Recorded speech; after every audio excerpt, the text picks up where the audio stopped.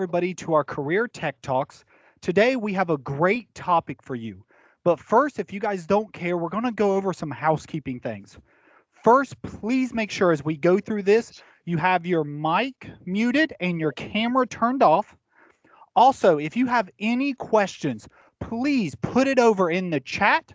So at the very top, it looks like a little chat bubble. Please click on that as we go through and we have different questions comes up. When we have a pause in the session, we will address them and we will answer any questions that you have. Also, at the end, we'll have time for you to unmute yourself, so don't feel bad or don't worry if you can't get to the chat. We want to make sure that we answer all your questions. And at the end, there will be a form for you to fill out. And also, please stay at the very end. We have a great Q&A session that is available for everybody to attend. So now that we are ready, let's pass it over to Mindy Marshall, who's going to go over adult education application process. Over to you, Mindy. Thank you, Tim. I appreciate that.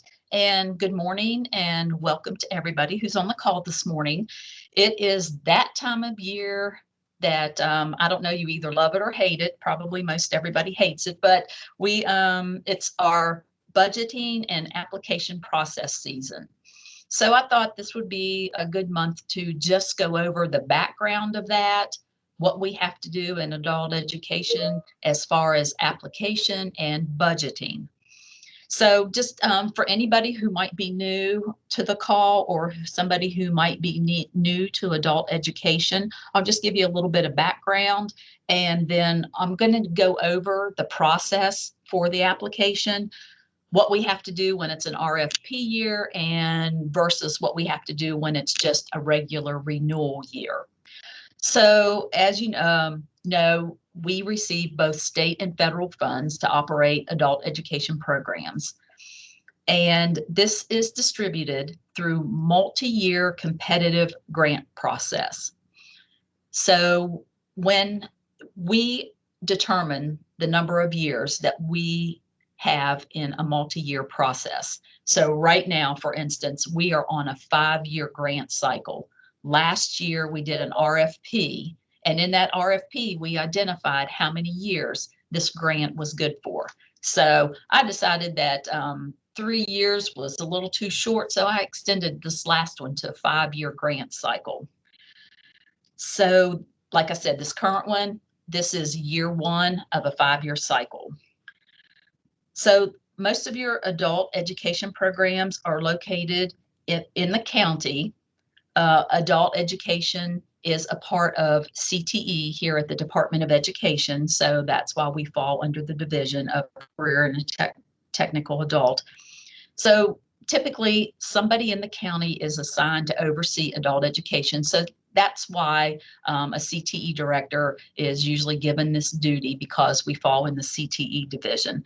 So that means that the CTE director is responsible for determining the needs for adult students in the county. They coordinate the scheduling of the classes, hiring of the instructors, and overseeing the instructor and the finances of that program. Some counties are the programs. They are administered by our regional coordinators. Adult education has 6 regional coordinators in the state. The state is divided into 6 regions, and we have somebody in the field. We have an adult education regional coordinator out there who manages some of the programs.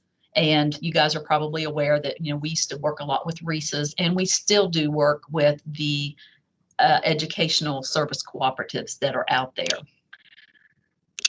So when we have an RFP year, which was last year, which I know a lot of people put last year out of their minds, but if you think back to that RFP process, it is because we have federal regulations that we have to follow. It is a very lengthy and rather time-consuming process on our end. And when you get that application, I think you'll agree that it is definitely a lengthy process. Just because of the hoops that we have to jump through to receive our federal funds.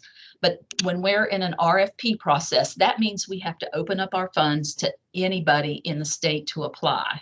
So it has to be It has to be equitable to anyone. So that really ties our hands as to what we can do here in our office.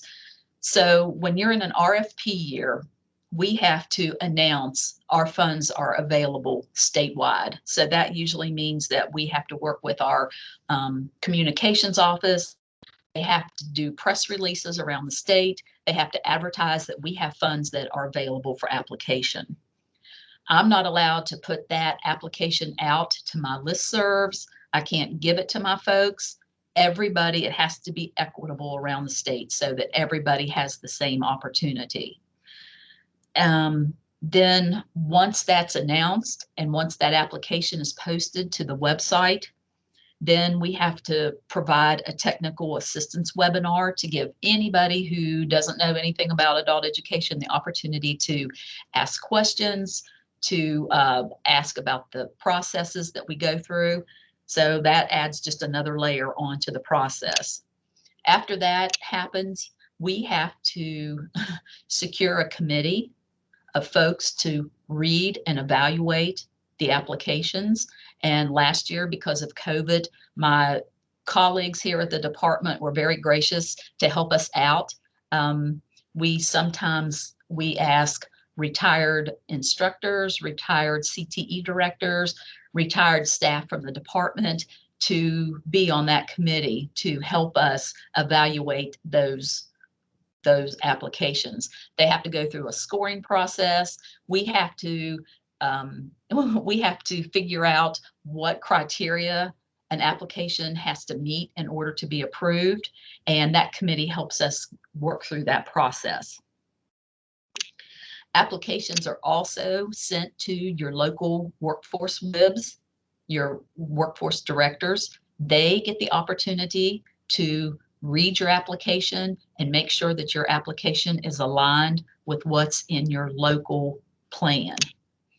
So that gives them that opportunity to take a look at that. They don't do any scoring in that. They just read it. They just have we have to allow them, since we are required partners with workforce, we have to give them that opportunity to look at those applications. And I can tell you that a lot of folks, they read them and they may make a suggestion. And if we do, we reach out to that county and we just relay that information that they have given to us. So once we get through the committee review and the workforce review, then we send out the notification letters go out, and then the grant awards are generated on July the 1st. So that being said, just wanted to let you know what goes on during an actual RFP process and why we have to do it. So this year, those of you that are on the call know that we just released our application for next year, and it's what we call the first year of the renewal application. So when we do a renewal application, what we try to do is we try to make it simplified, because last year it was a process. So we try to make it easy on everyone, ourselves included. And we try to just focus on items that maybe we feel like we need a little more information about, maybe get some ideas on what's happening in some of the programs. And it also, this application is not scored in any way. It's just reviewed by the folks here in the state office, our regional coordinators, and that helps us to, the information that we get from that, it helps us to provide additional technical assistance that you might need in your program. It also gives us some ideas of maybe some professional development that we need to develop, or if somebody needs specific technical assistance or professional development in their region, we're happy to provide that. So that just, it just gives us more information. So as you know, we released it earlier this week. And then those, like I said, those applications are just reviewed. We will have a notification letter that will go probably, well, the notification letter won't go out until the state budget bill is signed. So those typically go out in June, and then the grant awards are generated July the 1st after the new fiscal year starts. Right now, of course, you know, we're in the middle of our legislative session, so We don't even have allocation numbers or anything until the budget bill, till they start working on the budget and the budget bill's actually signed. And I haven't even heard anything yet from the federal side. So we know that we'll get funds. We just, at this point, don't have numbers to work with as far as budgeting goes. So the application went out earlier this week, as I just mentioned, and I just wanted to go over the elements that are in it this year. So if you've seen it, if you've looked at it, the application just has a cover page with contact information. Then it has 4 questions. It's actually two-part questions. One question that we're asking the instructors to give us some information on. And the second one is a question for the directors that we would like the directors to give us some feedback on. And we have a budget workbook, an Excel budget workbook, which consists of your budget page, a page that lists your full-time instructors, a page that lists your part-time instructors. And if you pay rent, we have a rent form and our inventory form. We also have 3 federal forms that the federal government asks us to have signed and in your file with your application. That's the non-discrimination form, the debarment, and the lobbying form. So all you have to do is sign those and send those back. We just have to keep those on file every year. Also attached to that was a file called Program Assurances, and those just kind of go through the items that are required for an adult education program. And I like to attach those with the grant application every year, just as a review, so that you can see what is it, the expectations are for a program. We also, after the grants go out, we have here at the department, through our process, we have to attach what are called scope and conditions to the grant. And we've realized over time that maybe a director doesn't see that, because the grant award actually goes to the finance person in your county, and perhaps you don't even get a copy of it. They probably keep it on file in the county office. But we do have what we call scopes and conditions that are attached to that. So this year, when you get your award letter, I'm going to attach those scopes and conditions. We call them grant award protocols, scopes and conditions. I'm going to attach those just so that you can see those, because if you don't get that information from your finance person, I want to make sure that you also have those as well. So this year, like I said, the application was released earlier in the week. It will be due on April the 16th, and it can be emailed to our office. It can be, you can put it in the actual mail if you want to. That's fine. It's not a problem. However you want to send it back is fine. And once also, another important thing to the budget bill being signed, once it's signed, then I can send you the letter that releases you from the RIF process. As you know, we are grant funded. We're a grant funded program. We're not in the formula funding for K-12. So therefore, we're considered special revenue accounts. So every year we have to ask that our teachers are put on the RIF notification, just in case the state legislature would decide not to give us any money and the federal government would decide not to give us any money. So that letter goes out every year, usually in January. And once that budget bill is signed, then we are allowed to give you the notification that you can take those folks off of the RIF list. Of course, we know we've been funded every year forever. I've been here 26 years, starting on 27 years, and we have always been funded. Occasionally, we've had to take a cut to our budget, but we are able to absorb that. We've not had to push it down to the program level. So we try to absorb any cuts we can here at the state level. So that's basically the process. Tim, do we have any questions at this point? Right now, we do not have any questions. Okay. If anybody has a question that they would like to ask, please unmute yourself. This is a great time to ask any questions that you have about the process. I will let everybody know that the presentation today, the outline, was placed in the chat, and also the recording will be shared. So just to keep everybody up to date, I do want you to know that the handout for the outline is in the chat, and we will be sharing the recording. Mindy, we did have one question come in. Okay. The budget narrative is missing, question mark. Okay, there is not a budget narrative required this year. On the budget narrative page in the past, we have asked folks to break down certain line items within their budget. So this year, we're not asking for that information. The only thing you'll see on that page when you open up that page of the workbook is conference information for conferences coming up for the next fiscal year. It gives you information on registration costs just to assist in the budgeting process, but we did not ask for a budget narrative for this next year. Great question. Any more?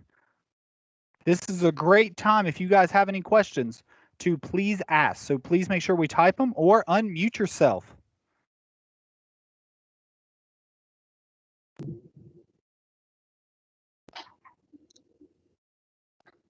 Has anybody read the questions yet? Is there any heartburn out there with the questions that were asked for this next application year?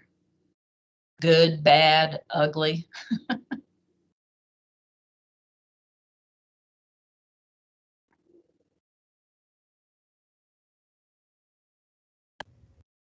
Mindy, it's Tina. Hi, Tina. I think the questions are great. So when you get the applications back and you have, will you compile the results of those questions, particularly the ones on some of the best practices during the virtual training that instructors had to do, and share it with all of us? Absolutely, yes. And yeah, we will compile those results and send those out. Those will also be available to all the regional coordinators in case there's something perhaps like to do in their region. But yes, all that information will be available. Oh, good. That'll be fun to read.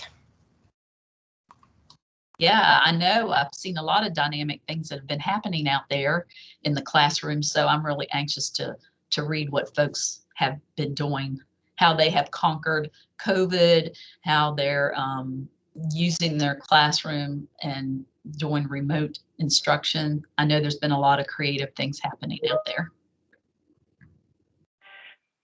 Hey, this is Sandra. I did want to make a note on the budget narrative. For the adult education budget, that narrative is not required. However, I do know there are some people on here who complete spokes and TANF grants. It is required for those, and it is in the budget workbook for those. So just, you know, if you do a spokes and TANF, it is required. Great point. We actually had two more questions come in, so let's go ahead and get to one of them. When will the budget be approved so we can take instructors off the RIFT list? That is a great question. Okay, that is typically, and what we hope is that usually on the last day of the legislative session, they address the budget and they sign the budget. The governor signs the budget bill, and last year he did sign it on the last day, which this year, the last day of the legislative session is April the 10th. So I am hoping, fingers crossed, that on April the 10th, the governor signs the budget.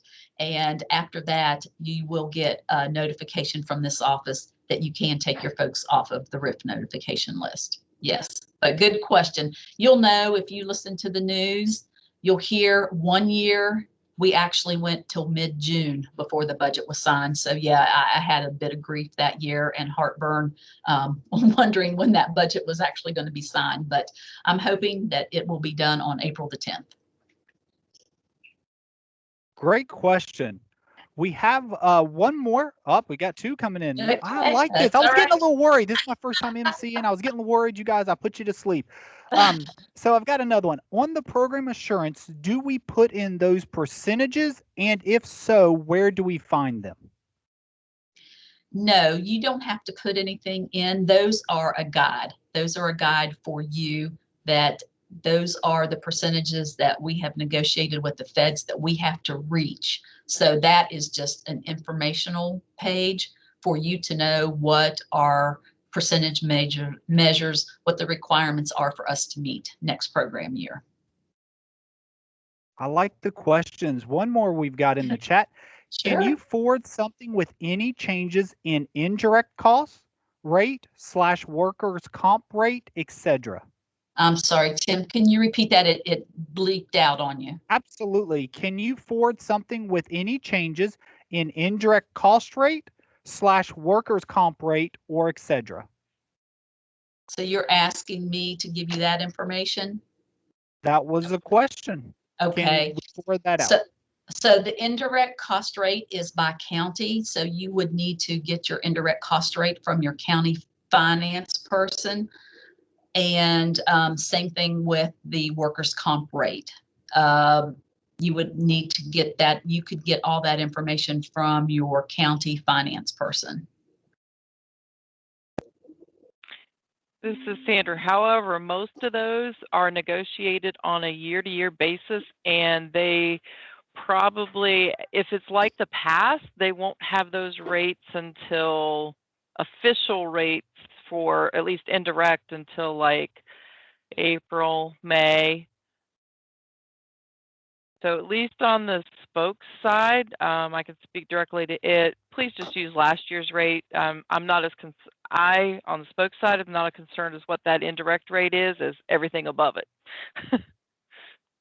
Yeah, and I'm not so sure that the counties go year to year. I think they get their indirect rate cost approved for a couple of years, but I don't know which year is the new rate year. So, but yeah, I would just reach out to my county finance person they can give you the most up-to-date information. That is all the questions we have in the chat. If we don't have any more, I appreciate it. I learned something today. I was really excited about to get to come in and sit with this. And please remember that a survey has been shared in the chat. Please fill them out. It helps us out with knowing what type of topics you guys want us to cover and how best we can assist you from the department. So, Mindy, I will pass it over to you if you have anything else, and we will close this up. Sure. Thanks, Tim. Absolutely. If anybody, once you get off of here and you looked at your application or something pops in your mind, feel free to reach out, give me a call, send me an email. Anytime. I'm happy to work with you one-on-one. If you're a new CTE director and have never been through the process before and just want to have, we can have a Teams meeting and go through, I'll be happy to go through the application with you. Whatever you might need, I'm happy to help in any way. But thank you for attending, and thank you, Tim. Absolutely. Thanks, everybody. And please remember, this is recorded, so we will be stopping the recording, and it will be shared out with everybody